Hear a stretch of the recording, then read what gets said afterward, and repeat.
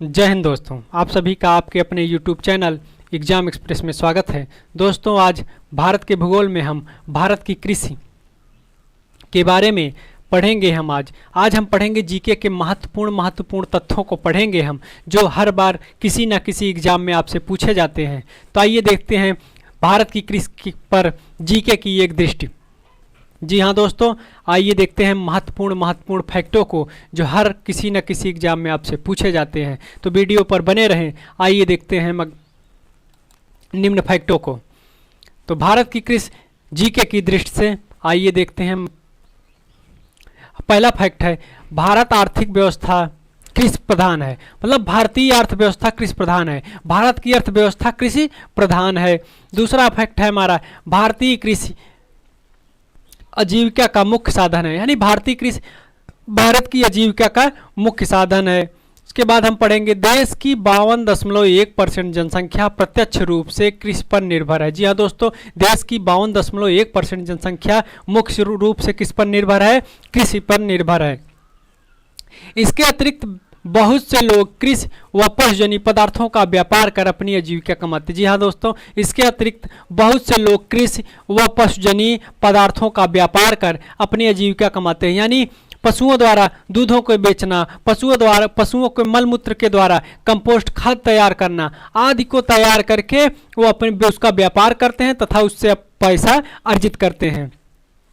अगला फैक्ट हमारा है, यह राष्ट्रीय आय का स्रोत है। जी हाँ दोस्तों, भारत की कृषि भारत की राष्ट्रीय आय का स्रोत है। अगर पूछा जाए कि भारत का राष्ट्रीय आय का स्रोत क्या है, तो मुख्य रूप से भारत की राष्ट्रीय आय का स्रोत भारत की कृषि है।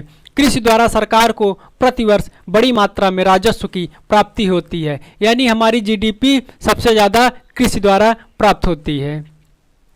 अगला फैक्ट हम देखते हैं कि भारत के कुल क्षेत्रफल का लगभग 48% भूमि पर कृषि है। अगर आपसे पूछा जाए कि भारत के कुल क्षेत्रफल लगभग कितने प्रतिशत भूमि पर कृषि की जाती है, तो 48% भूमि पर कृषि की जाती है तथा 4% भूमि पर चारागाह है। भारत के कुल भूमि के 4% भाग पर चारागाह है। 24% भूमि पर वन एवं वृक्ष है। यानी 24% भूमि पर वन एवं वृक्ष पाए जाते हैं तथा 24% भूमि पर बंजर का विस्तार है। यानी 24% भूमि पर बंजर का विस्तार है। वहाँ प्राकृतिक अंश नहीं पाए जाते हैं, वहाँ वनस्पतिक अंश नहीं पाए जाते हैं, वहाँ कोई भी वनस्पति नहीं उगाई जा सकती है, वहाँ कृषि नहीं की जा सकती है। यानी भारत के कुल क्षेत्रफल में 24% भूभाग ऐसा है जो बंजर या मरुस्थलीय है।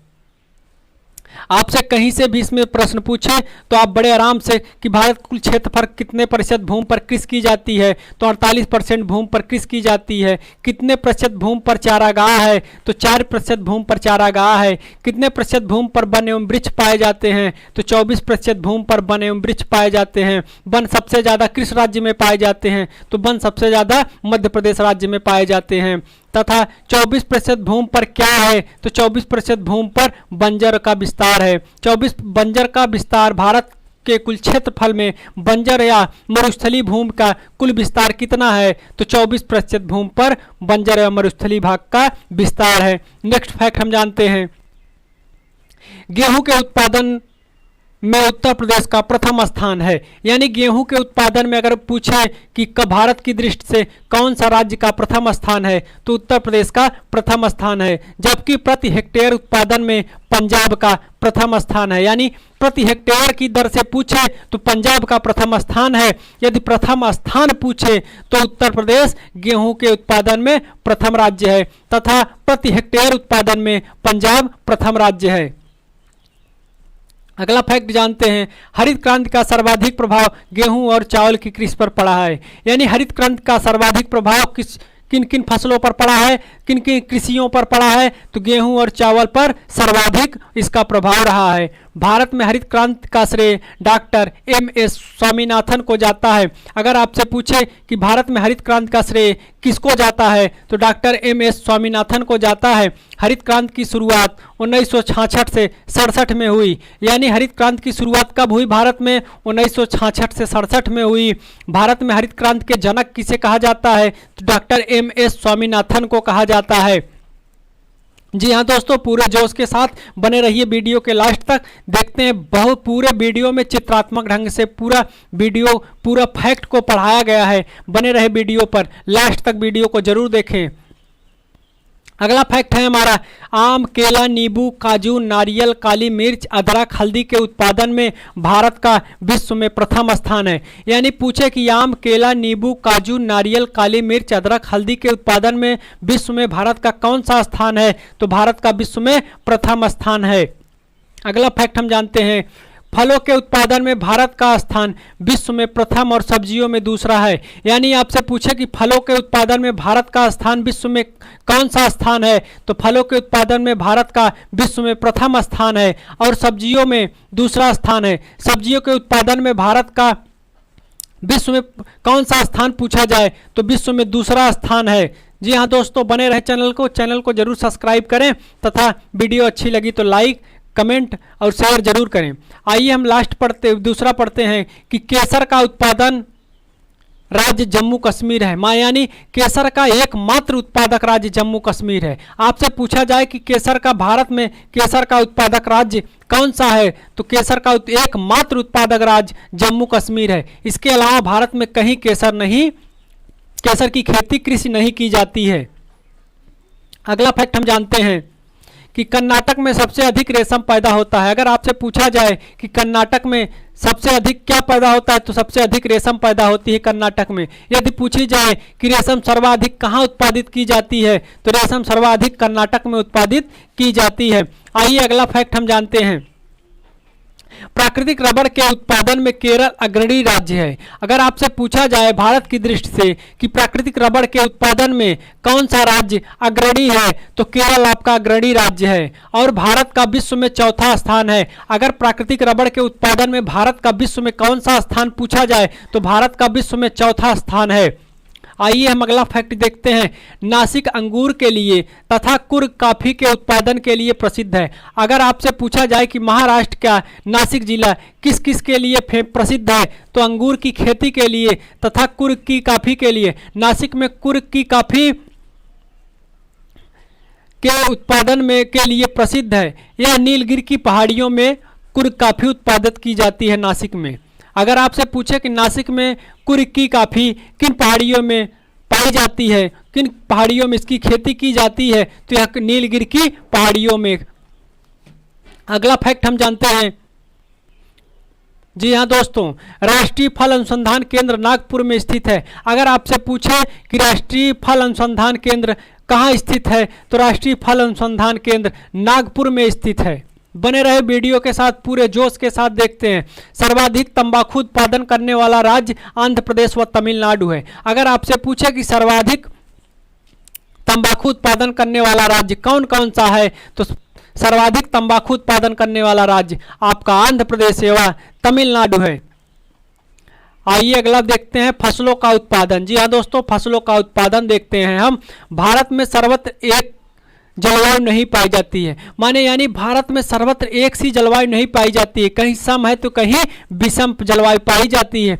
अतः यहाँ निम्न प्रकार की फसलें उगाई जाती हैं। यहाँ अनेक राज्यों में अनेक किस्म की फसलें एक साथ उगाई जाती हैं। आइए देखते हैं हम, ऋतुओं के आधार पर फसलों का वर्गीकरण हम करते हैं, देखते हैं। ऋतुओं के आधार पर फसलों का वर्गीकरण 3 भागों में किया गया, रबी की फसल, खरीफ की फसल तथा जायद की फसल। आइए पढ़ते हैं रबी की फसल। रबी की फसल यह भारत की महत्वपूर्ण फसल है। अगर आपसे पूछा जाए कि भारत की महत्वपूर्ण फसल कौन सी है, तो रबी की फसल भारत की महत्वपूर्ण फसल मानी जाती है।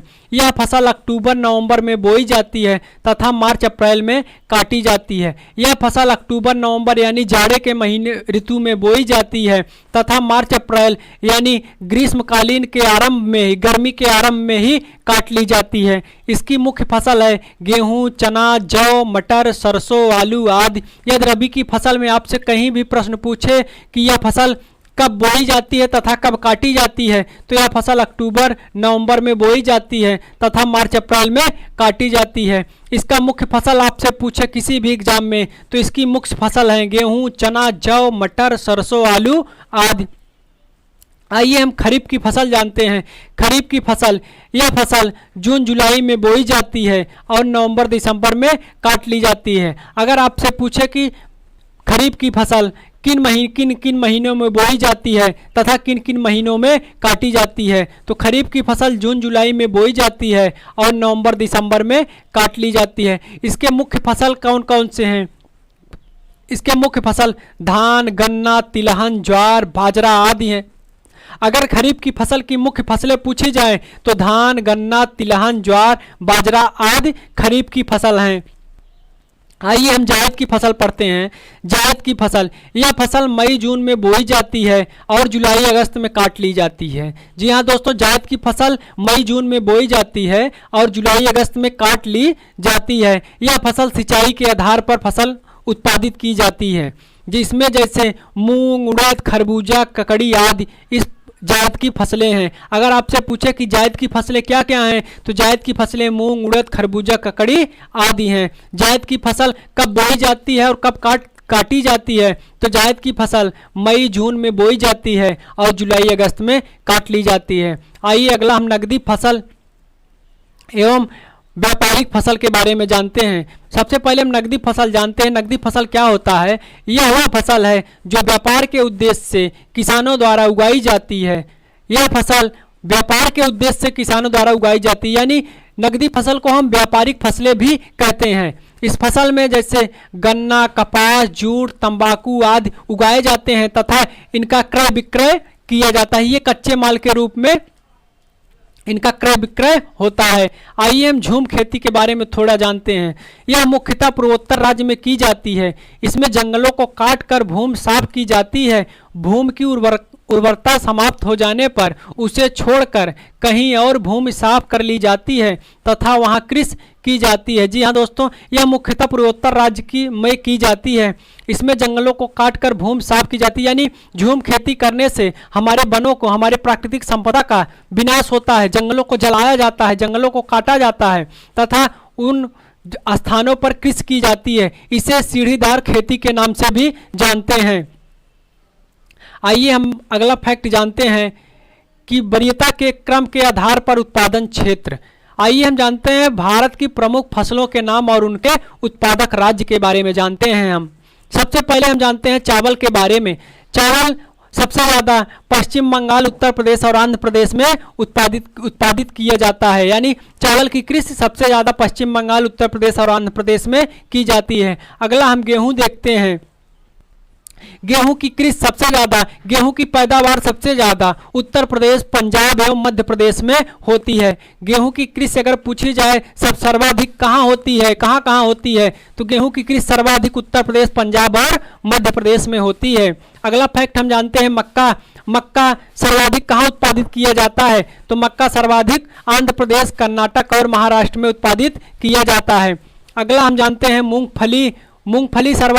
मूंगफली की खेती कहाँ की जाती है, मूंगफली सर्वाधिक कहाँ उत्पादित की जाती है भारत की दृष्टि से, तो मूंगफली सर्वाधिक गुजरात, आंध्र प्रदेश और तमिलनाडु में इसकी कृषि की जाती है। अगर आपसे प्रश्न पूछे कि मूंगफली सबसे ज़्यादा कहाँ उत्पादित की जाती है, अगर इन तीनों में से कोई एक हो और तीन दूसरे हो तो आप इन तीनों में से कोई एक लगाइएगा, जैसे गुजरात, आंध्र प्रदेश या तमिलनाडु, तीनों में से कोई एक लगाइएगा जिनमें मूंगफली सर्वाधिक उत्पादित की जाती है।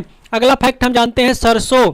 जी हाँ दोस्तों, पूरे जोश के साथ बने रहिए वीडियो पर और इसी तरह वीडियो पाने के लिए चैनल को सब्सक्राइब करें तथा बेल आइकन को जरूर प्रेस करें ताकि हमारे आने वाली हर वीडियो की नोटिफिकेशन आपको सबसे पहले पहुंचे। और वीडियो अच्छा लगे तो लाइक करिए और अपने दोस्तों के साथ शेयर जरूर करिए तथा कमेंट जरूर करिएगा। दोस्तों कमेंट करके बताइएगा कि वीडियो आपको कैसी लगी एवं वीडियो में बनाने में क्या क्या गलतियां हुई ताकि हम उन गलतियों का सुधार कर सकें। आइए आगे देखते हैं हम सोयाबीन की खेती। सोयाबीन की खेती सर्वाधिक कहाँ की जाती है, सोयाबीन सर्वाधिक उत्पादन राज्य कौन कौन से हैं, तो सोयाबीन के सर्वाधिक उत्पादन राज्य मध्य प्रदेश, महाराष्ट्र एवं राजस्थान है। जी हाँ दोस्तों, चित्रात्मक ढंग से वीडियो बनाया जा रहा है पूरे यूट्यूब पर। बेस्ट वीडियो सबसे पहली बार चित्रों के साथ देखिए। आइए हम जानते हैं सूरजमुखी। सूरजमुखी कौन कौन से राज्य सर्वाधिक उत्पादित करते हैं सूरजमुखी को? सूरजमुखी को सर्वाधिक उत्पादक राज्य कर्नाटक, आंध्र प्रदेश तथा महाराष्ट्र है। सूरजमुखी का सर्वाधिक उत्पादक राज्य कर्नाटक, आंध्र प्रदेश और महाराष्ट्र है। अगला हम जानते हैं कुल तिलहन कहाँ कहाँ उत्पादित की जाती है। कुल तिलहन में सर्वाधिक उत्पादन में कौन कौन से देश अग्रणी एवं प्रथम राज्य, कौन कौन से राज्य अग्रणी एवं प्रथम स्थान पर हैं? तो कुल तिलहन उत्पादन में गुजरात, मध्य प्रदेश तथा राजस्थान प्रथम स्थान पर हैं। आइए आगे जानते हैं कुल दालें। कुल दालें उत्पादन में प्रथम स्थान पर राज्य मध्य प्रदेश, महाराष्ट्र एवं राजस्थान है। जी हाँ दोस्तों, कुल दालें उत्पादन में प्रथम स्थान मध्य प्रदेश, महाराष्ट्र तथा राजस्थान है। आइए आगे हम देखते हैं कुल मोटा अनाज के बारे में जानते हैं हम। कुल मोटा अनाज सर्वाधिक उत्पादक राज्य कर्नाटक, राजस्थान तथा महाराष्ट्र है। अगर आपसे पूछे कुल मोटा अनाज के उत्पादक राज्य कौन कौन से हैं, तो कर्नाटक, राजस्थान और महाराष्ट्र हैं। अगला फैक्ट, कुल अनाज में सर्वाधिक उत्पादक राज्य उत्तर प्रदेश, पंजाब तथा मध्य प्रदेश हैं। कुल अनाज में सारे अनाज, मोटे अनाज, पतले अनाज, दालें सभी आ जाती हैं, जिसमें अग्रणी उत्तर प्रदेश, पंजाब और मध्य प्रदेश है। आइए हम जानते हैं कुछ अन्य नकदी फसलों के बारे में हम जानते हैं, जो व्यापारिक फसलें भी कही जाती हैं, जो कच्चे माल जिनका क्रय विक्रय किया जाता है। तो आइए देखते हैं कुछ अन्य नकदी फसलों के बारे में हम। तो सबसे पहले हम जानते हैं गन्ना सर्वाधिक उत्पादक राज्य उत्तर प्रदेश, महाराष्ट्र एवं कर्नाटक है। गन्ना सर्वाधिक उत्पादक राज्य उत्तर प्रदेश है, इसके बाद महाराष्ट्र आता है, फिर इसके बाद कर्नाटक का स्थान है।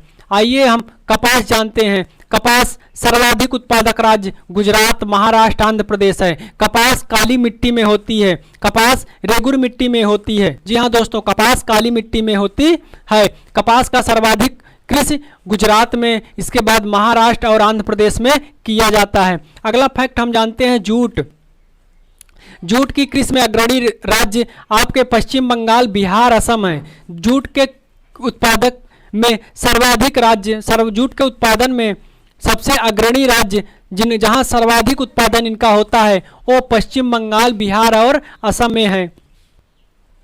अगला फैक्ट हम जानते हैं आलू के बारे में। आलू व्यापारिक फसलें भी हैं, आलू है, नकदी फसलें आलू हैं। आलू के सर्वाधिक उत्पादन वाले राज्य, आलू के सर्वाधिक कृषि वाले राज्य उत्तर प्रदेश, पश्चिम बंगाल और बिहार हैं। आलू का अगर पूछा जाए कि आलू के सर्वाधिक उत्पादक राज्य बताइए, तो उत्तर प्रदेश, पश्चिम बंगाल और बिहार हैं। इसके बाद प्याज आता है। प्याज सर्वाधिक कहाँ उत्पादन की जाती है? प्याज की किन राज्यों में की जाती है उत्पादन सर्वाधिक? तो प्याज की उत्पादन सर्वाधिक महाराष्ट्र, मध्य प्रदेश तथा कर्नाटक में की जाती है। आइए हम दोस्तों, जी हाँ दोस्तों, चैनल को जरूर सब्सक्राइब करें। वीडियो अच्छी लगी तो लाइक एंड शेयर करें तथा कमेंट करके हमें जरूर बताएं कि वीडियो कैसी लगी आपको हमारी वीडियो। फिर मिलते हैं नए जोश के साथ नए वीडियो में, तब तक के लिए जय हिंद।